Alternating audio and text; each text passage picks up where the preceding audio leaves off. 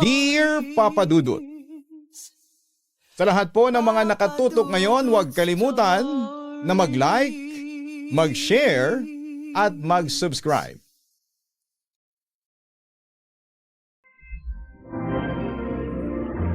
Sumulat ako sa inyong programa para mabigyan ninyo ako ng payo.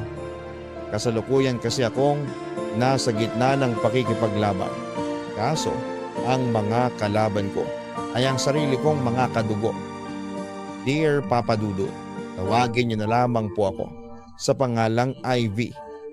Nang mamatay ang mama ko, ay masasabi kong naging skalbaryo na ang buhay ko.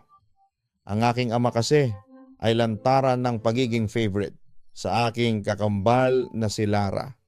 Para sa kanya, si Lara lang ang maganda, matalino, at siya lang ang aasenso sa buhay. Samantalang ako, ni minsan, Papa Dudut, ay hindi ako nakatikim ng papuri mula sa papa ko. Kaya tuloy, nabuhay ako ng may galit at inggit sa aking dibdib. Katulad na lamang isang gabi habang naghahapunan. Ang buong pamilya, ang topic ay ang pagkakaabalahan ng general manager ng isang publishing house. Bukod pa roon ay maraming mga kumpanya ang gustong i-hire si Lara dahil sa kanyang magandang college records at experience. Sa madaling salita ay pinag-agawan si Lara ng mga magagandang kumpanya. Isay, hindi ka ba naiinggit sa kapatid mo? Tingnan mo yan, matalino na, maganda pa, pinag-aagawan ng mga kumpanya. Bakit ikaw hindi? Tila may halong pang-aalipusta na wika ni Papa sa akin. Hindi lamang ako kumibo noon dahil ayaw kong magsimula ng away. Nang dahil lamang doon, nagpasensya pa rin ako, Papa Dudut. Samantala, nagpatuloy si Lara sa pagiging bida-bida. Basta po kahit na anong trabaho ang papasukin ko. Basta reasonable ang sweldo para naman madagdagan pa ang perang panggastos natin at saka para matupad na rin yung mga pangarap ninyong negosyo. Naku, salamat anak, napakaswerte ko at ikaw ang naging anak ko. Tuwang-tuwa at proud na proud si Papa nang sabihin niya yon. Napabuntong hininga na lamang ako dahil sa sobrang bored. Pagkatapos ay pinagpatuloy ko na lamang ang paghahapunan. Ikaw Ivy, anong balita sa'yo? Seryoso at tila naniningil na tanong ni Papa sa akin. Kailan ka ba makakahanap ng trabaho? Ilang buwan ka nang tambay dito? Paninita pa niya sa akin. Pasensya na po, hindi po kasi ako sineswerte sa ngayon. Pero wag po kayong mag-alala, makakatulong din po ako sa inyo. Sinusubukan ko namang maging kalmado noong mga sandaling yon.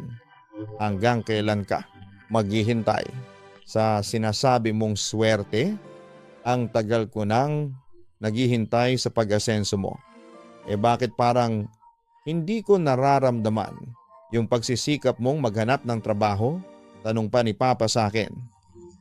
Ginawa ko naman po ang lahat, giit ko sa kanya. Ang sabihin mo, walang tumatanggap sa'yo kasi puro bagsak ang nasa transcript of records mo. Pangiinsulto niya sa akin.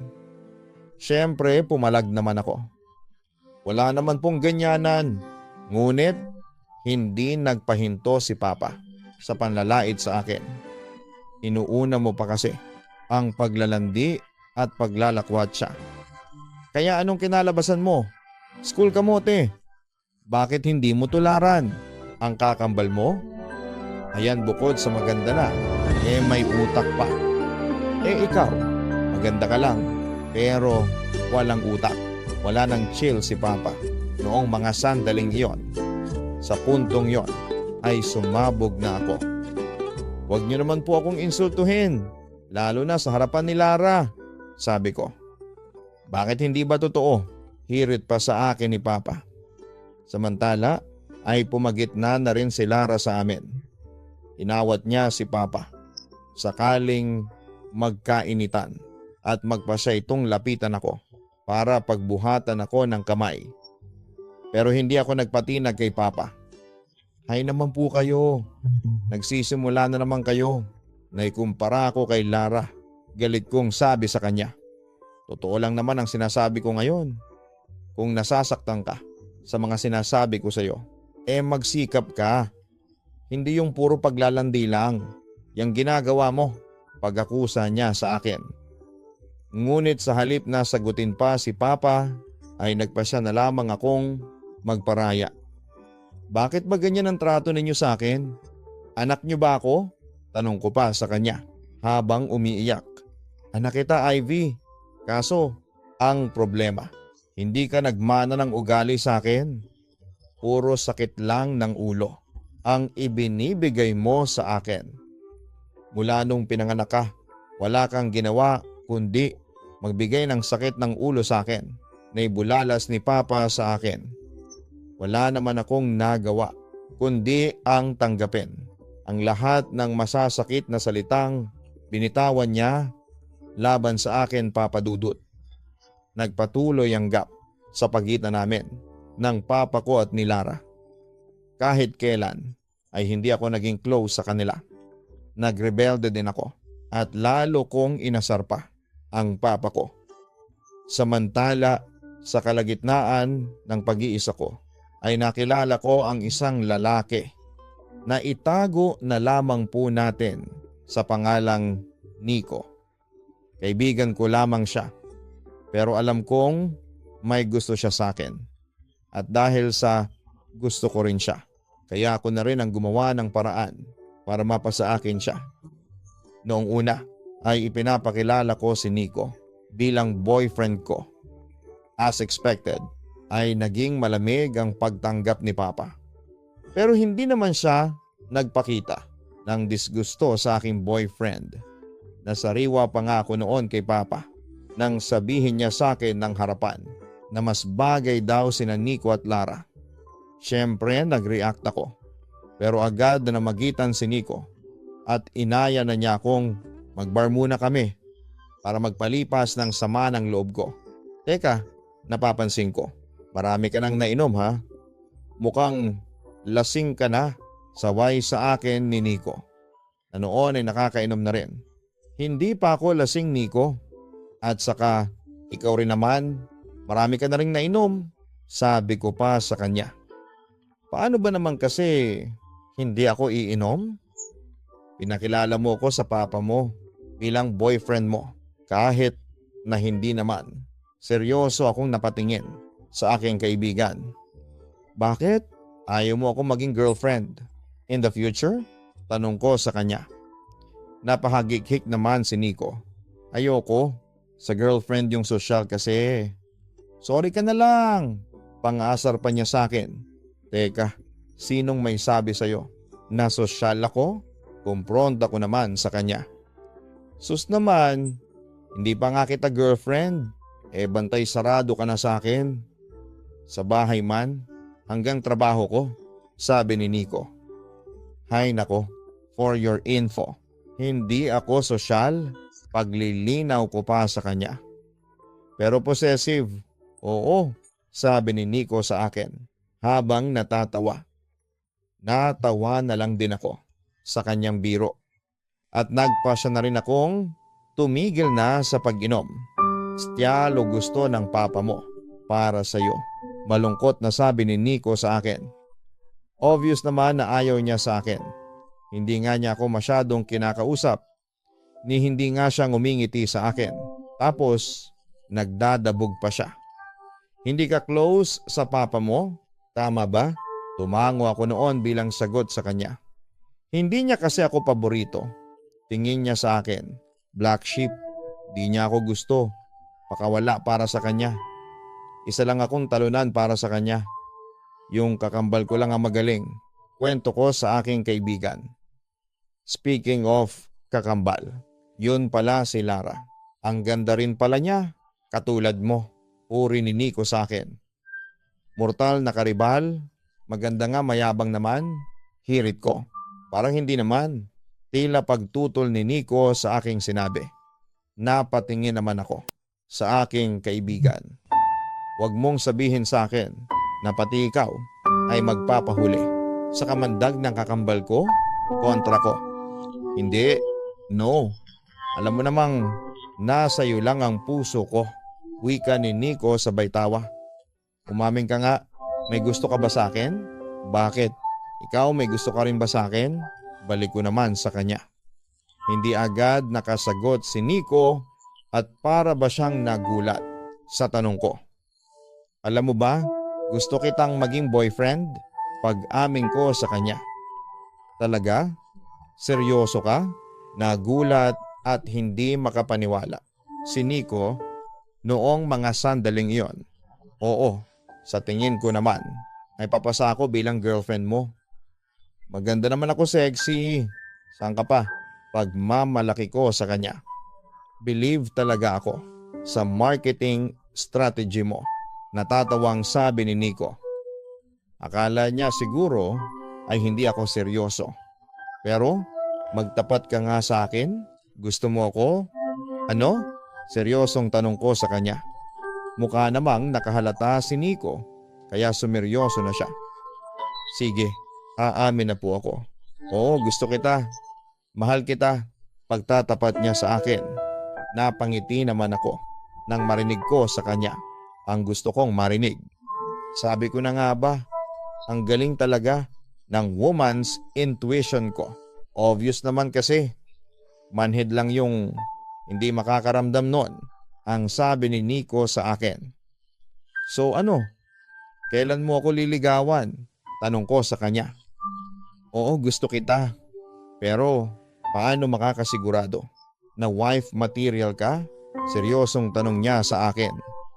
Kung wife material ang hinahanap mo, aamin ako. Hindi ako wife material. Pagtatapat ko sa kanya. But come on, kahit na hindi ako wife material, pwede pa rin maging tayo. Kaya pa rin nating maging masaya. Huwag kang matakot na sumugal na mahalin ako. Kasi kung palagi kang matatakot na sumugal, hindi mo ma-enjoy ang buhay mo. Mabubuhay ka sa panghihinayang. Nico, huwag kang matakot sumugal sa akin. Huwag kang mag-alala. Pinapangako ko naman sa iyo na papanalunin kita sa sugal. Yun ang pangako ko sa kanya. Sige, isusugal ko ang aking puso sa iyo. Wika ni Nico sa akin. At yun na nga, Papa Dudut. Naging boyfriend ko na si Nico. Nilabag ko ang kasagutan noon ng papa ko. Nahiwalayan si Nico. Bilang bahagi ng pagre-rebelde ko, pinagpatuloy namin ang pagmamahala noon. Kahit na palihim hanggang sa mabuntis niya ako. Nico, may malaki tayong problema. Buntis ako pag-amin ko sa kanya. Ano? Sigurado ka? Kailan mo pa nalaman? Gulat na wika ni Nico sa akin. Kanina ko lang nalaman na buntis ako, Nico. Kaya pala masama ang pakiramdam ko nitong mga nagdaang linggo. At saka, kaya pala ako delayed. Nico, anong gagawin natin? Tanong ko sa kanya. Pananagutan kita. Pakakasalan kita. Sagot sa akin ng aking boyfriend. Nataranta naman ako nang marinig ko ang salitang kasal. Hindi pa ako handa na magpatali sa iyo. Pag-amin ko naman sa kanya. Anong gusto mo? Hindi kita pakakasalan. Tapos magiging bastardo ang anak natin? Hindi, Nico. Hindi ko masisikmura na maging bastardo ang anak natin. Ayaw ko. Please, Ivy. Pakasalan mo ako. Pakiusap niya sa akin. Nico, sinasabi ko sa iyo. Diba? Hindi ako wife material? Paalala ko sa kanya. At saka ayaw kong magpadalos-dalos ng desisyon. Ibang usapan na kasi ang pagpapakasal. Paliwanag ko pa sa kanya.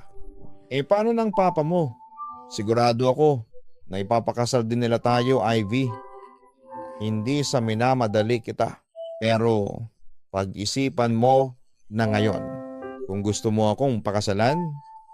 Basta ang masasabi ko lang sa'yo, nakakasigurado ka sa akin na anytime handa kang pakasalan. Paniniguro naman niya sa akin. Nico, baka napipilitan ka lang? Umiling si Nico bilang sagot sa aking tanong.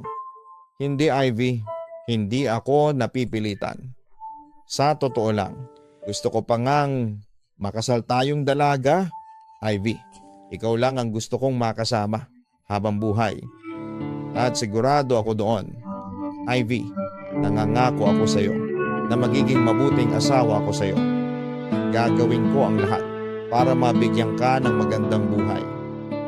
Sisiguraduhin ko sa iyo na hinding-hindi ka magsisisi na ako ang pinili mong mapangasawa. Sabi niya. Ana sige, panghahawakan ko yang pangako mo. Wala akong maimik kundi yun na lamang, Papa Dudut. Samantala, nang umuwi ako sa bahay, ay sinalubong ako noon ng galit ng aking ama.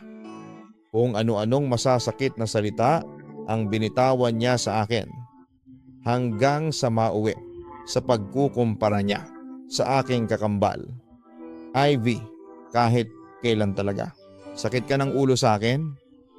Alam mo, pinagsisisihan kong naging anak pa kita. Ang bobo-bobo mo. Imbes na utak ang pinapairal mo, ay puro kalandian lang. Ngayon buntis ka? Anong gagawin mo? Ha? Sigurado ako na kawawa ang magiging anak mo. Kasi alam kong hindi ka magiging mabuting ina. Sabi pa sa akin ng aking ama. Sa puntong yon ay napiko na ako. Tama na ang panghuhusga ninyo sa akin. Oo, anak nyo lang ako. Oo, siguro nga, hindi ako katulad ni Lara. Pero wala pa rin kayong karapatan na husgahan ang pagkatao ko. Wala kayong karapatan na tawagin akong bobo na ibulalas ko. Ngunit, hindi tumigil si Papa sa panlalait sa akin. Walang-wala ka sa kalingkingan ng kapatid mo si Lara. Tingnan mo, asenso na siya. Ikaw wala kang narating. Hindi ka ba nahihiya sa sarili mo? Tapos heto ka ngayon, idadamay mo pa ang magiging anak mo sa kahihiyan mo. Sabi pa niya sa akin, Papa Dudut. Dahil sa galit ay pinalayas ako ng papa ko at itinakwil. Wala akong nagawa noon kundi ang sumama na lamang kay Nico. Pero masaya na rin ako at nangyari yon dahil natahimik noon ang buhay ko. Nagpakasal kami ni Nico. Pagkatapos ay nakapagtrabaho si Nico. Pero kontrakwal lang. Oo, naging mahirap ang buhay namin, pero ayos lang. Ang mahalaga ay magkasama kaming dalawa ng asawa ko.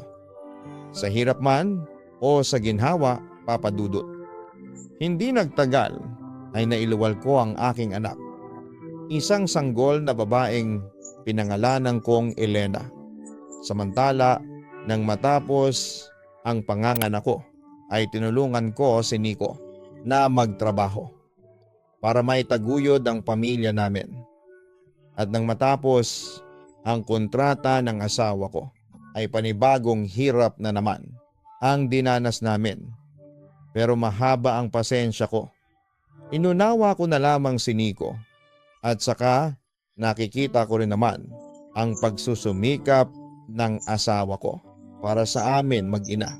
Hanggang isang araw, kumusta na ang paghahanap mo ng trabaho kanina? Tanong ko sa aking asawa. Wala hindi successful.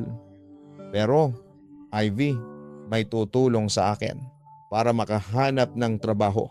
Sabik na wika ni Nico sa akin. Talaga? Sino? Usisa ko. Yung kakambal mo si Lara. Nawala ang gana ko nang marinig ko ang pangalan ng aking karibal. Ha? Nagkita kayo ni Lara? Oo, nagkasalubong kami sa fast food. Ayun, nagkwentuhan kami. Tapos yun nga, nasabi ko sa kanya na naghahanap ako ng trabaho. At sinabi niya sa akin na tutulungan daw niya ako na makapasok sa trabaho. Kwento niya sa akin. Saan naman yan? Sa opisina nila. Usisa ko pa. Oo, naghahanap daw ng messenger. Yung company nila Ivy. Hindi BIR yung company na pinapasukan ng kapatid mo. Multinational company yon, wika ng asawa ko, na hindi matanggal ang kasabikan sa naghihintay na brighter future sa kanya. Ayokong magkaroon ng utang na loob kay Lara. Seryoso ang sabi ko kay Nico. Ivy, ito na yung pagkakataon ko. Ilang buwan na akong hirap na hirap sa paghahanap ng trabaho. Grasya na ito. Ayaw ko nang palampasin pa yon. Pakiusap niya sa akin na suportahan ko siya sa kanyang desisyon. Napabuntong hininga na lamang ako.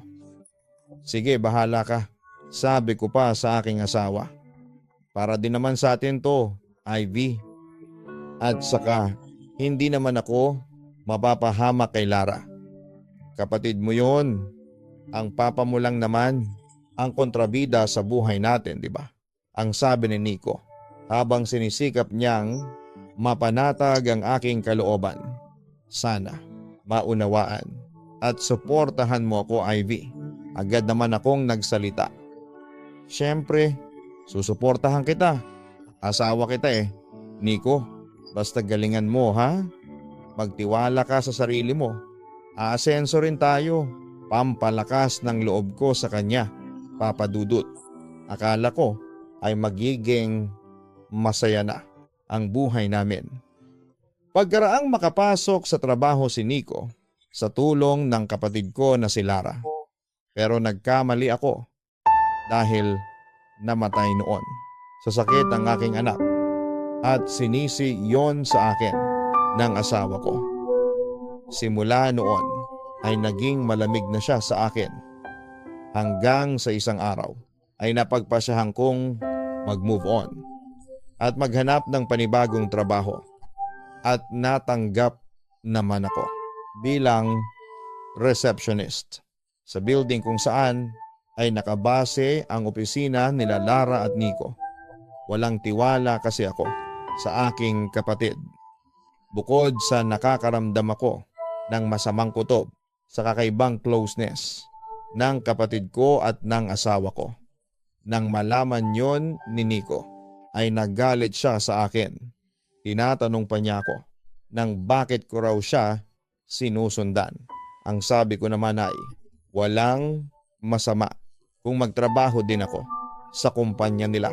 Samantala, hindi rin masaya si Lara nang mabalitaan niyang doon na rin ako nagtatrabaho.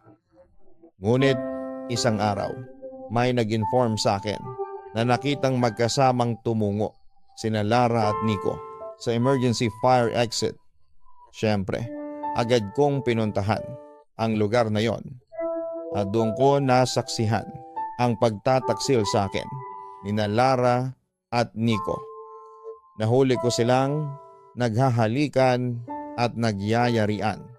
Hindi ako makapaniwala noon, Papa Dudut, kasi sa dinami-daming lugar na pwedeng paglabasan ng init ng katawan ay doon pa talaga sa opisina, Papa Dudut. Sobra talaga akong nagimbal sa aking mga nakita. Sabi ko na nga ba, inaahas ninyo akong dalawa. Mga hayop kayo. Hysterical na sigaw ko sa kanila. Ivy, magpapaliwanag ako, wika ni Nico sa akin. Pero hindi ko pinakinggan noon ang kanyang alibay. Ang kapal ng mukha ninyong dalawa. Talagang dito pa kayo naglampungan. Mga walang hiya kayo. Pagpapatuloy ko. Ivy, please, huwag ka na mag-iskandalo dito. Saway sa akin ang aking asawa. Samantala ay bumaling naman ako sa aking kakambal. At ikaw, Lara, sa dinami-dami ng pwedeng landiin, ay asawa ko pa ang nilandi mo at manglulusob na sana ako kay Lara para sa bugbugan. Ngunit agad akong napigilan ni Nico Ivy, nagmamahalan kami ng asawa mo, sabi pa niya sa akin. Para bang pinagmamalaki niya sa akin na kaya niyang agawin ang lahat sa akin, pati na ang asawa ko. Hayop ka! Wala kang kahihiyan. Akala ko ba matalino ka? Akala ko ba desente ka? Bakit pumapatol ka sa may asawa, Lara? Ang lakas ng loob mong maging kabit ng asawa ko. Halos isumpa ko noon ang aking kakambal. Ngunit sa halip na mag-sorry ay lalong nagmatigas pa si Lara sa akin. Ivy, sa tuwing sinasabi mo yang salitang kabit, hindi mo ba naisip na kaya siguro nangangabit ang asawa mo kasi pabaya ka? Kasi hindi siya masaya sa'yo? Lumalabas patuloy. Nakasalanan ko pa ang lahat, sabi ni Lara. Kaya nangangabit ang asawa ko. Siguro nga, Pres, hindi siya naging masaya sa akin. Pero hindi pa rin katwiran yon. Para agawin mo siya sa akin, Lara. Hindi ka ba naaawa sa akin, ha? Inagaw mo na sa akin ang lahat. Si Papa, inagaw mo siya sa akin. Tapos, hindi ka pa nakontento. At pati na rin ang asawa ko. Gusto mo ring agawin? Sa puntong yon ay humagulhol na ako sa labis na sama ng loob. Papiliin mo na lang ang asawa mo kung kanino siya sasama, demand ni Lara sa akin. Agad ko namang kinontra.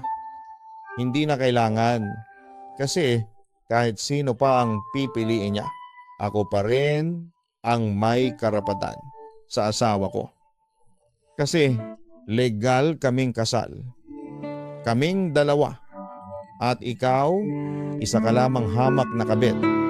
Kurida, kulasisi, mga agaw-ahas, udas. Lahat ng kademonyuhan nasa iyo na, sabi ko pa sa kanya. Hindi na kita mahal, Ivy. Ayaw ko na sa'yo. Hindi na kita kaya pang pakisamahan, biglang sabi ni Nico sa akin. Nanlumo naman ako sa aking narinig. Pero bakit? Ano bang kasalanan ko sa'yo? Tanong ko sa aking asawa. Dahil sa'yo. Dahil sa kapabayaan mo. Kaya namatay ang anak natin. Paninisi pa niya sa akin. At kanino ka sasama? Sa kapatid kong ahas? Tanong ko. Agad namang sumagot si Nico sa aking katanungan. Oo, kasi siya ang mahal ko. Kaya simula sa araw na ito, iwalay na tayong dalawa. Wika pa niya sa akin, Papa Dudut. Sobrang sakit nang madiskubre ko na si Lara pala ang kaagaw ko sa asawa ko. Hindi ko matanggap yon, kaya naghabol ako. Pero sa huli, nagmukha lang akong kawawa. Inapi nila ako at naranasan kong ipagtabuyan nila ako. At kahit na umiyak pa ako at maglupasay sa harapan nila, ay hindi bumalik sa akin ang asawa ko. Pero hindi ako basta-basta susuko at pinaglaban ko pa rin ang alam kong sa akin. Pero isang araw ay nagulat na lamang ako na pabor si Papa sa relasyon ni Nico at Lara. At siya pa ang umaasikaso noon ng annulment papers namin ng asawa ko. Kaya kita pinatawag dito, Ivy, ay para pirmahan mo to. Pagkatapos ay inabot sa akin ni Papa ang brown envelope at isang panulat. Annulment papers ninyo ni Nico, sabi naman niya sa akin. Para ano? Para masolo mo ang asawa ko. Hindi ko pipirmahan yan. Pagmamatigas ko. Ivy, pirmahan mo na lang yan. Yang annulment papers na yan, kailangan mong gawin to para sa magiging anak nila. Utos sa akin ni Papa. Nagimbal ako nang malaman kong buntis ang aking kakambal at karibal. Pero paano na ako? Tanong ko pa sa kanya. Samantala, hindi ko naman nakitaan ng simpatya si Papa sa akin. Namatay na ang anak ninyo ni Nico. Hindi ba? Sabi niya. Samantalang ang kapatid mo, pero naputol ang sinasabi niya. nang magwala ako. Mga hayop kayo. Ang lakas ng loob ninyong gawin sa akin to. Anong akala ninyo sa akin? Bobo? Tanga? Hindi ko pipirmahan yan, Nico. Hindi tayo maghihiwalay. Ako pa rin ang asawa mo. Ako pa rin ang mas may karapatan sa'yo. Galit na sabi ko sa kanya. Suwail ka talaga, sabi ni Papa. Napatingin ako ng masama sa aking ama. Talagang may audacity pa siya na sabihin ang ganoong bagay sa akin. Anong sabi mo, Suwail? Teka, bakit nyo ba kinakampihan ang kakambal ko, ha? Ako ang inagawan. Ako ang inagrabyado. Bakit ako pa rin ang masama sa paningin ninyo? Kumpront ako sa kanya. Hindi ka na nga mahal ng asawa mo. Tapos ipagpipilitan mo pa rin ang sarili mo.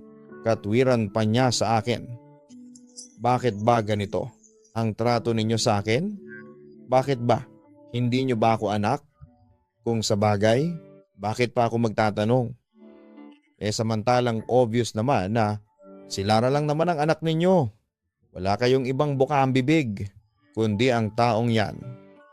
Ako, siguro, baka ampon lang ako. Kaya ganito ang trato ninyo sa akin. Kahit kailan, hindi ko naramdaman na minahal ninyo ako. Sige, ako na ang talo, sabi ko noon sa aking ama.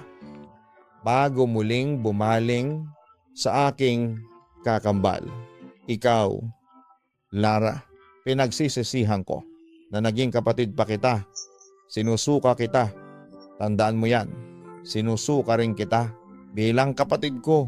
Ganti sa akin ang aking kapatid. Akala ninyo siguro, bobo ako?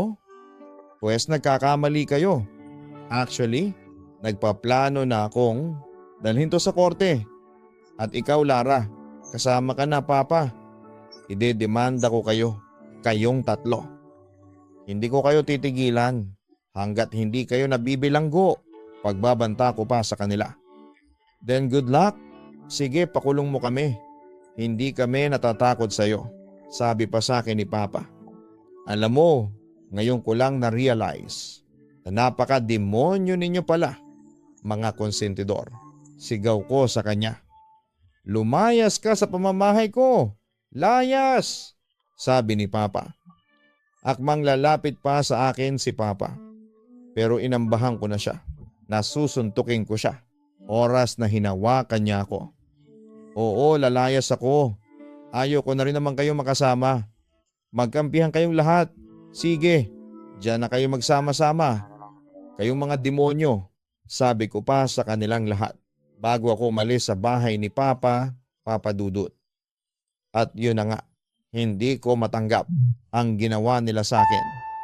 Sobra na akong aping-api sa kanila. Gusto kong lumaban. Pero mag-isa lamang ako. 3 ang kalaban ko. Ano bang gagawin ko, Papa Dudut? Gusto kong ipaglaban ang asawa ko. Itutuloy ko pa ba sa korte ang problema ko?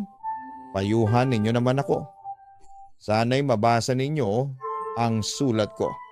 At umaasa ako sa tugon mula sa inyong mga tagapakinig at sa inyo, Papa Dudut. Maraming salamat. Lubos na gumagalang, Ivy.